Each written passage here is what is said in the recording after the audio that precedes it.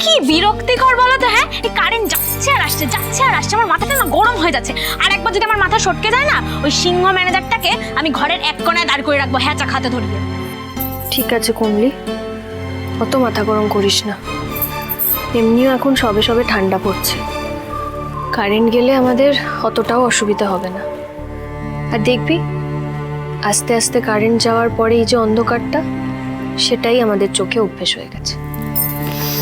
তুই থাক এখানটায়।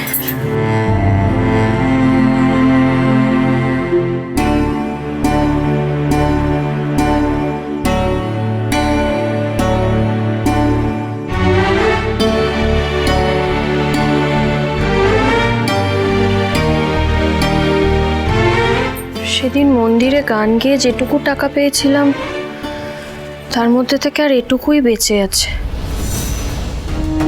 খুব চেপে দিন চালালে আরো 2 দিন তো চলবেই, কিন্তু তারপরে তো একটা ঠিকঠাক রোজগারের ব্যবস্থা করতেই হবে। ভগবানের বড় অন্যায় গো শুভদি, তোমাকে যেন সবকিছু দিয়েও আবার কেমন সবকিছু কেড়ে নিল তোমার কাছ থেকে। তোমার হাতে এত বড় একটা ব্যবসা তৈরি হয়েছিল, আর আজকে কিনা তোমাকেই টাকা জোগাড় করার জন্য চিন্তা করতে হচ্ছে। থাক কমলি, আর পুরনো কাসুন্দি খেটে লাভ নেই। যে করে হোক ও বাড়ি থেকে কেশবটাকে তাড়াতাড়ি আমার কাছে আনতে হবে।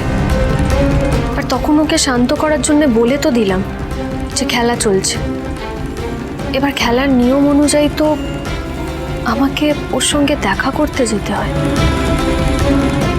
সবার নজর এড়িয়ে আমি কি করে ওর সঙ্গে দেখা করব?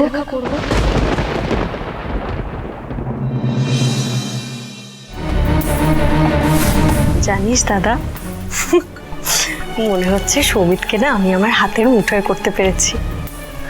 আজকে হঠাৎ করে কি কেয়ার করছিল আমার, হঠাৎ এসে বলছে। তুই শিওর সৌমিত কেয়ার করার অভিনয় করছিল না? চান্সই নেই দাদা, আমি না সৌমিতের থেকে অনেক বড় অ্যাক্টর।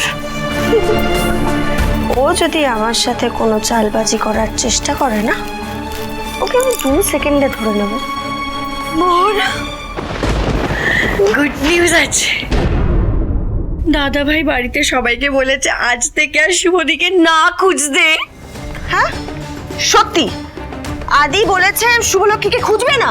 হ্যাঁ, অ্যান্ড নট অনলি দ্যাট, দাদা ভাই তার সাথে এটাও বলেছে এই বাড়িতে আজ থেকে যেন শুভদির নাম পর্যন্ত না নেওয়া হয়।